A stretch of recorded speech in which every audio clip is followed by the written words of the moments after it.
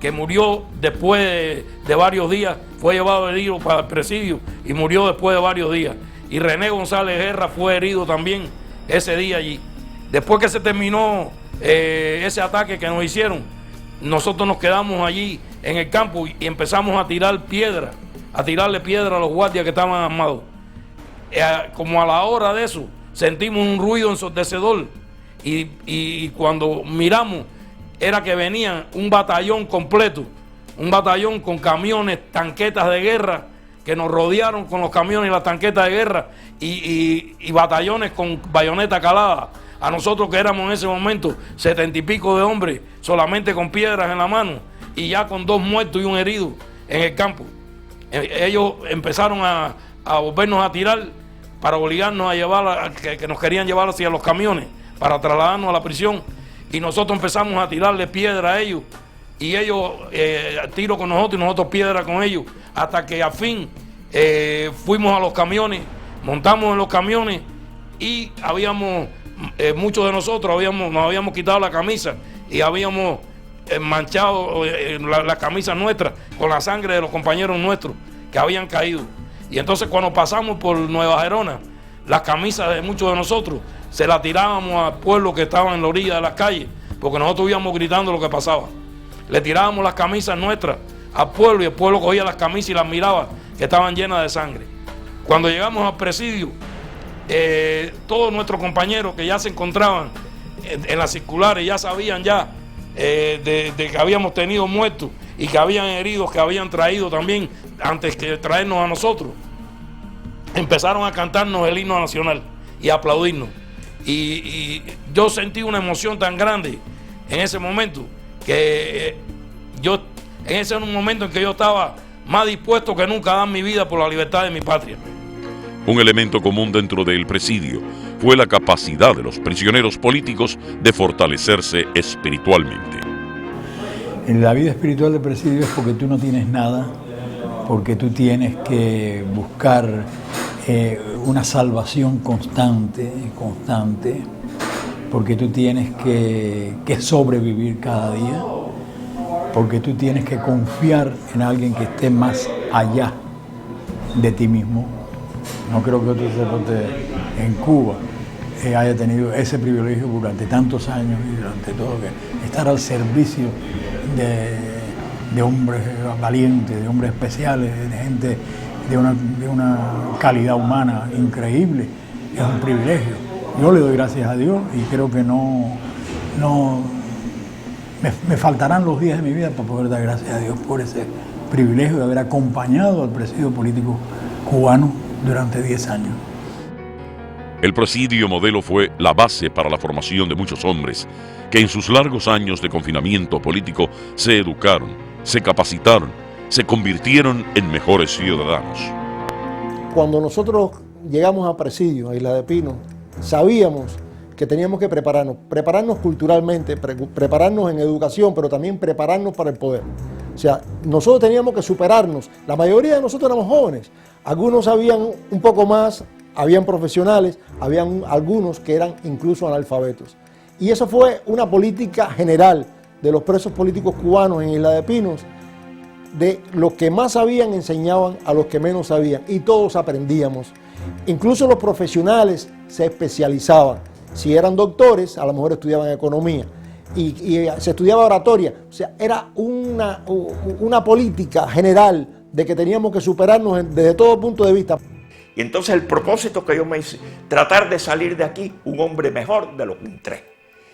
Y donde quiera que yo tuve la oportunidad de estudiar, yo no dejaba los libros ni un solo momento, nada más que para distraerme un poco jugando ajedrez y esto. Entonces en el pabellón de castigo, que lo que tenía eran los calzoncillos y 2 platos de aluminio llenos de agua en el suelo, yo lo que me pasaba era repasar los idiomas en mi mente y todo lo que yo había estudiado, Y a mí no me alcanzaba esto porque yo me hacía un programa. O sea, según los días de la semana, las horas del día, yo tenía mi programa de estudio. Entonces, pues recordando los idiomas, recordando la historia. Una de las formas que teníamos de desarrollar la cultura es a través de las bibliotecas, por ejemplo. ¿Por qué? Porque había quien tenía su libro, pero nosotros nos organizábamos y habían bibliotecas en celdas donde se acumulaban distintos libros que nosotros mismos los dábamos y después circulaban, como se hacen en las bibliotecas. O sea, tú pedías un turno y se promovía la lectura y la formación entre todos los compañeros que estábamos en la prisión. Se daban las conferencias, unas conferencias que no tenían que envidiarle a nada a las que se pudieran darse en la calle, porque eran profesionales, la mayoría las auspiciaban. Esas conferencias participábamos todos, ya sea de geografía, de historia, de geometría, de música, de arte, en fin, de muchos aspectos. Yo soy uno de esos casos que soy formado dentro del presidio político, porque mi nivel cultural era muy bajo. Conocía la naturaleza perversa del régimen castrista, pero mi formación política y cultural se la debo a mis compañeros dentro del presidio político cubano. Yo recuerdo, por ejemplo, en mi caso, a poco tiempo de llegar, que yo tenía vocación de periodista y estudié periodismo. Estudié periodismo con Leonel Rodríguez de la Torre y un grupo de nosotros que acabamos de llegar, todavía estábamos pelados a raspe.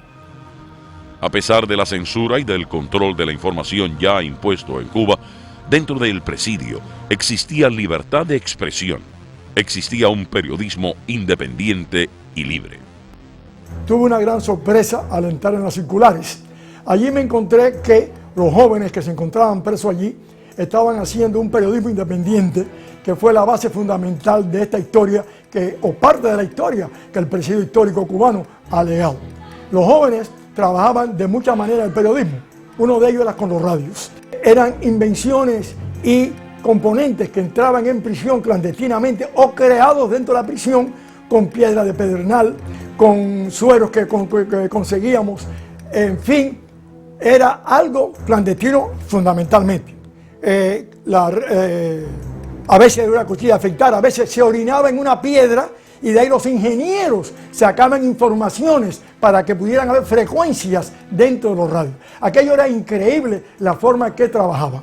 Era maravilloso ver cómo se reunían 4 o 5 presos en un lugar bastante cerrado con unos audífonos que eran de las cosas de hacer las transfusiones y uno escribía, el otro sintonizaba, el otro vigilaba por si venía una requisa y otro estaba presto en cuanto viniera la requisa a esconderlo en cuestión de segundos para que no fueran detectados. Después, estas grabaciones y estas transcripciones que se hacían de las noticias eran llevadas a un papel y ese papel iba por celdas o por bulayas, como quisieran llamarlo en aquellas circunstancias, en las que se leía las noticias que nos importaban a nosotros, tanto nacionales como internacionales. A pesar de la represión, del férreo control que la guarnición tenía sobre las instalaciones del penal, los prisioneros políticos organizaron varias fugas. Esta fuga se realizó mediante un preparativo de ceguetas que nos pasaron en pedacitos la familia, metidos dentro de las tapas de las cajas de cartón. Esos pedacitos de cegueta le empatábamos un cabito de madera y con eso picábamos los balostres. Brincamos un primer cordón de 9 pies de altura de seguridad con 3 alambres de púa arriba. De ahí brincamos un segundo cordón que tenían ellos, alambres de púa por fuera. Ya dentro de Gerona nos cogen de casualidad un sargento del ejército que estaba de celador de lo que llamaban el reparto de los americanos. Hicimos para ese ruido dentro de las hojarascas, se da cuenta el sargento y sale con el revólver en la mano, 45 así. Cuando sale se da cuenta que somos varios. Ya Blanco Navarro lo tenía rodeado por atrás, había dado la vuelta para desarmarlo. Pero él parece que se la huele, que éramos varios, y empieza a dar gritos, compañeros a mí, compañeros a mí. Y allí nos cogieron. Cuando nos cogen, y todo el tiempo hasta que llegamos a la jefatura de policía y más, creyeron que éramos ladrones, que íbamos a robar esas casas de los americanos que estaban en las afueras de Gerona. Desde los primeros días que pisamos las circulares de Isla de Pino, empezamos a pensar en cómo escaparnos en una fuga. en aquellos tiempos nos entraban paquetes prácticamente diarios a las circulares y aprovechamos en esos paquetes introducir unos pelos de cegueta para poder picar los barrotes de la celda que daban hacia el exterior. Así estuvimos trabajando en el corte durante muchas semanas hasta que todo estuvo listo. Y la espera fue un poquito larga porque estábamos esperando una noche de lluvia. El aguacero era torrencial en aquellos momentos y nos empezamos a arrastrar por todo el campo que daba hacia el sur de la prisión. Pero cuando estábamos llegando a una de los cruces de la calle, de una de las calles interiores del presidio, de momento paró de llover.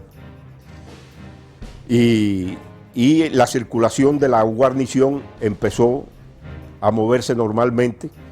Y cuando fuimos a cruzar esa calle, fuimos sorprendidos por un sargento que dio la voz de alarma.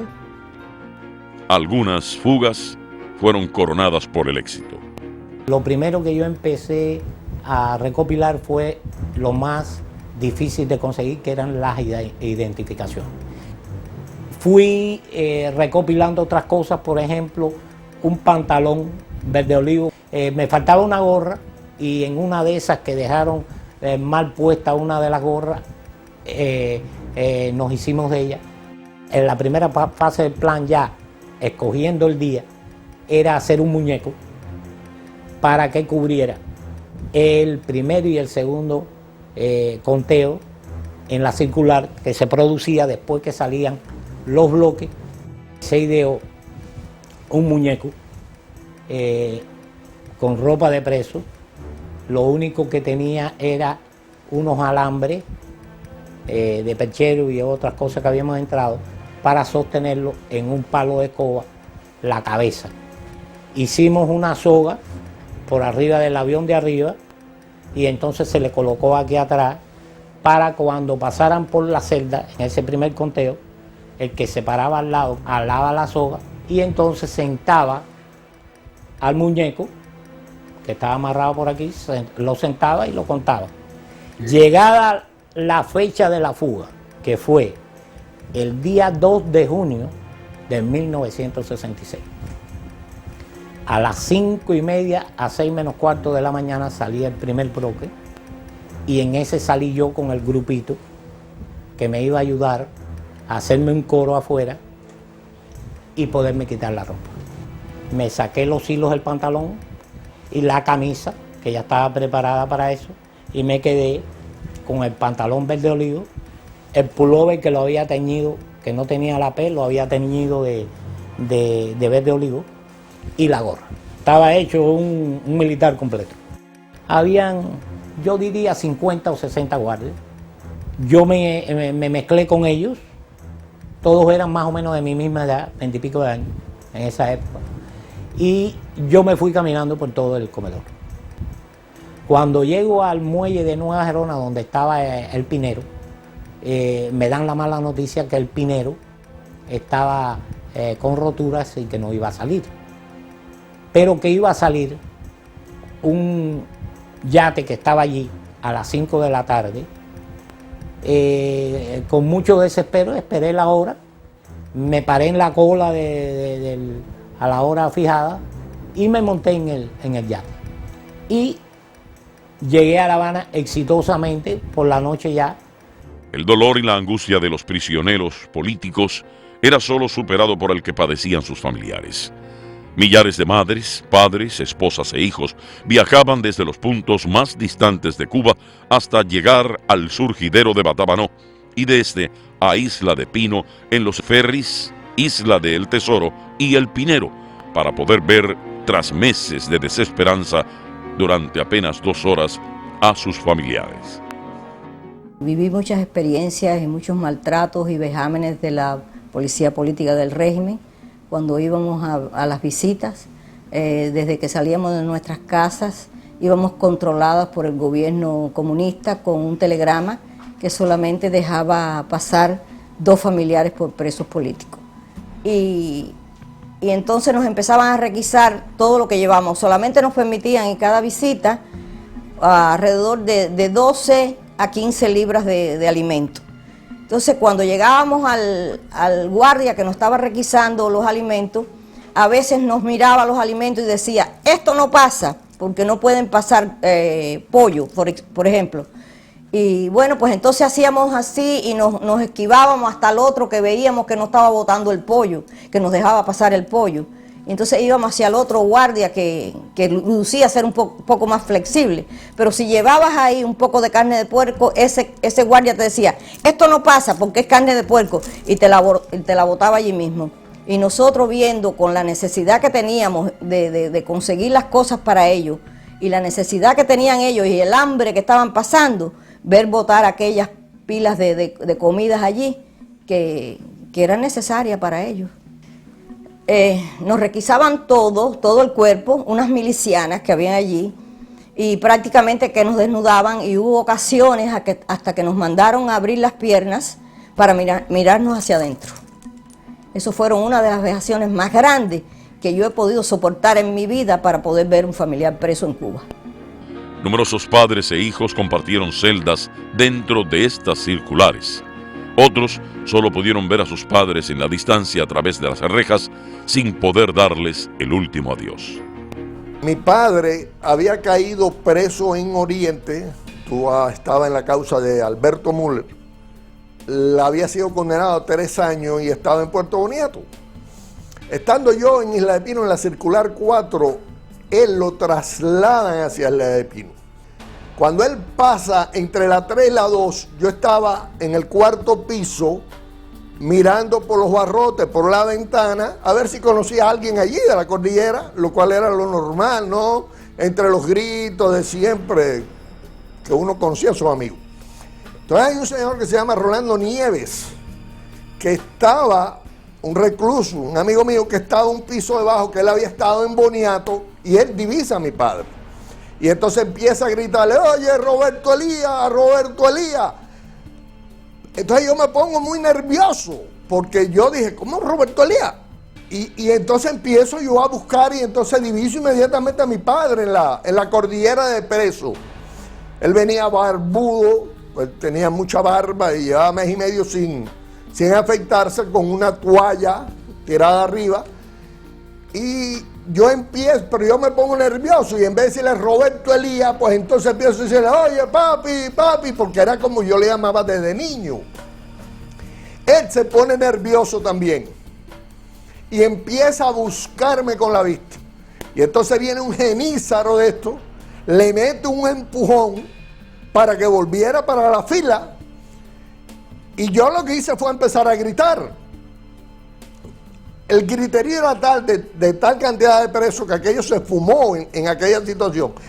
Y él siguió entonces avanzando y fue para la circular 2. 2 o 3 meses después, realmente no mucho tiempo, a él lo trasladan nuevamente hacia Cuba, como decíamos nosotros. Pero para desgracia de él y mía, por supuesto, mi padre sale con un cáncer en los pulmones. Y yo sabía que moría ya, a mí me habían avisado que iba a morir, etc. Y entonces a mí me hacen unas gestiones en el Ministerio del Interior en Cuba para ver si podían llevarme al sepelio de mi padre. Y vinieron a la circular a buscarme. Me dejaron vestido 48 horas, amigo mío. 48 horas vestido, esperar. Yo no sabía que cada vez que entraba alguien yo lo llamaba para que me diera una explicación de aquello. A las 48 horas me dijo, no, ya no va a ningún sitio. A las golpizas, los bayonetazos, se agregaban los pabellones de castigo, donde la brutalidad de los esbirros alcanzaba niveles extremos. Los 20 meses que estuve en el pabellón de castigo, yo oí dar más de 100 palizas. Y creo que sería más adecuado decir más de 100 cablazos. Porque cuando el guardia que estaba en el techo del pabellón del castigo veía venir a un nuevo preso, un preso que lo traían para el pabellón de castigo, él le gritaba al de abajo, el que estaba abajo, ¡carne fresca! Y entonces también le decía, con el rojo, el rojo o el amarillo. El rojo o el amarillo es porque le pegaban a los presos con unos cables de electricidad que tenían una cubierta plástica, o roja o amarilla. Y por eso yo decía el rojo y el amarillo. Yo oí dar allí más de 100 palizas en esos 20 meses. La dirección del penal pretendió establecer un sistema de atención médica que respondiera a sus intereses, sin importar las necesidades médicas de los prisioneros enfermos. Se pretendió que los médicos limitáramos el número de enfermos que podían quedarse sin salir al trabajo forzado. Aquello fue motivo de discusiones con ellos, hasta que llegó un momento que les hicimos saber que nosotros no podíamos constituirnos en médicos represivos de nuestros compañeros.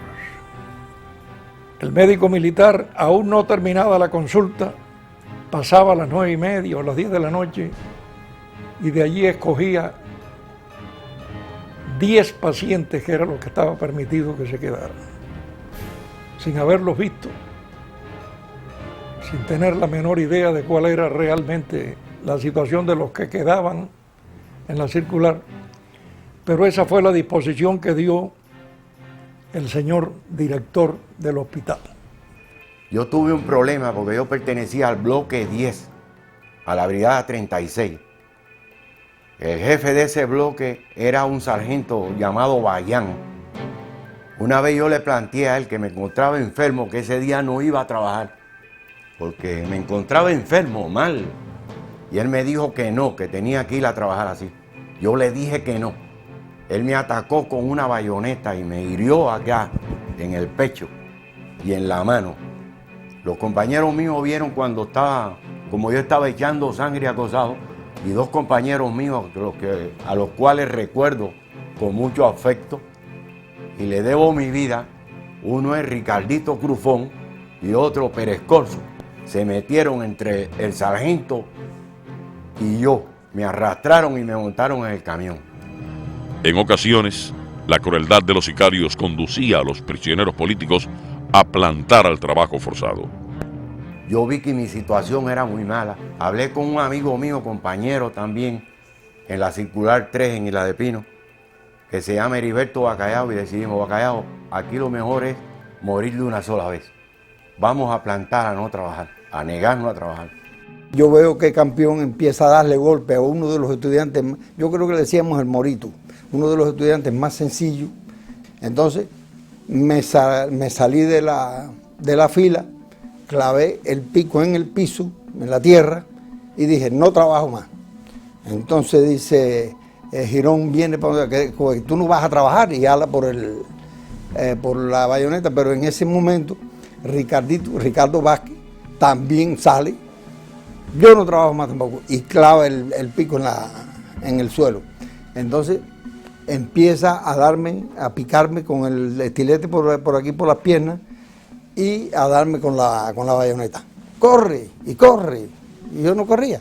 Y yo veía que a Ricardito Vázquez lo cogió Campeón con un guayabo, con el gas, y le estaba dando, yo de reojo veía lo que le estaban haciendo a Ricardito. Que a Ricardito Vázquez le habían dado tanto golpe por la espalda, que eso era la espalda era así. Entonces dijimos, Ricardito y yo, no vamos a comer. No vamos a comer para demostrarle a ellos de que nosotros estamos dispuestos a ir hasta las últimas consecuencias. Y entonces, efectivamente, cuando viene la comida, no queremos comida. Nos negamos a comer, empezaron a pasar los días, nos amarraban en las camas, con los camastros ahí, nos pasaban la sonda por él, y así estuvimos como 50 y pico días. Así fue más o menos el proceso, que sin comer, lo que comíamos era lo que ellos nos daban cuando nos amarraban. Roberto López Chávez y Fulgencio Rangel plantan al trabajo. Le dan tal paliza descomunal, pero bestial, que ellos deciden declararse en huelga de hambre. Permanecen en el edificio 5 un tiempo. Nosotros comenzamos la huelga esa, estamos unos días, persuaden porque no sigamos la huelga, porque está López Chávez y ellos ya habían empezado unos días antes, y se para aquel movimiento. En ese momento yo decido no trabajar ya de todas maneras, por la vía ya del plante. Entonces, me voy para el pabellón, planto un día, el 11 de julio del año 65, me llevan para el pabellón. Digo, antes del pabellón ese día me sacaron para la mojonera, que era donde se llevaba a los plantados, y entonces allí empieza una golpiza de esa horrible dentro de todos los excrementos, de todas las circulares, el edificio, las barracas de la guarnición, es a donde iba a parar todo el excremento ese. La mojonera era uno de los procedimientos predilectos por los sicarios del régimen castrista para intentar humillar y amedrentar a los prisioneros políticos. La mojonera era uno de los recintos que ellos les gustaba meternos de castigo en ellos, porque era tan repugnante, tan inhumano, porque era ahí donde iba a parar todos los excrementos, todas las heces fecales, todo lo putrefacto que salía de presidio iba a parar allí. Cuando nosotros por primera vez nos metimos, aquello era una miasma densa que no se podía ni caminar, y veíamos los partículas, fragmentos de excremento que salían debajo, flotando, etcétera, etcétera. Aquello estaba plagado por hierbas acuáticas como macillo cortadera, los macillos inmensos que tenían 30 años en esa laguna, que eran inmensamente pesados, los teníamos que sacar a la orilla. No podías tocar la cerca de púas porque rápidamente te acometía agredirte el guardia con su bayoneta calada. Teníamos que estar sumamente pendientes y avisores de los más pequeños y de los más lerdos, los más lentos. Los más rápidos teníamos que socorrer a aquellos que eran más lentos, porque había veces que se atascaban. Y de los pequeños más todavía, porque aquello tenía un suelo irregular por el tiempo que se hizo, que no se hizo con los aparatos actualmente, se hizo con dinamita. Y había veces que tú ibas caminando y de pronto ¡brut!, te encontrabas y te hundías. Y al hundirte figuramente te tapaba la cara. Recuerdo sinceramente aquel día un muchacho de Sagua la Grande, de una talla muy, muy pequeña, serían escasamente unos 5 pies, media pulgada, en uno de los vacíos, eso el fondo irregular que ella tenía, se hundió, y cuando corrimos a él ya había hasta inclusive bebido de esa agua asquerosa. Entonces se le metió en los ojos, en el afán de salvarse, abrió los ojos y esas aguas le inundaron los ojos, de los cuales perdió la vista. Un recurso extremo de resistencia de los prisioneros políticos fueron las huelgas de hambre. Varios hombres dejaron sus vidas y otros cientos estuvieron decididos a hacerlo, al dejar de ingerir alimentos por reclamar que fueran escuchados sus derechos. Roberto López Chávez le empieza la huelga de hambre, está un tiempo determinado en el edificio 5 donde se le pasa sonda, y al cabo de los meses lo llevan para el pabellón de castigo, inclusive detrás de la celda mía.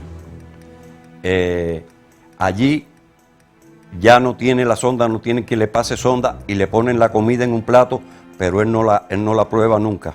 Y como 15 o 20 días después de ser trasladado allí, amanece muerto ya en la celdadera allí, tirado allí. Esto es el 23 de noviembre de 1966. Entonces llega Campeón y dice: arriba que vas a trabajar, párate. Yo no respondí nada.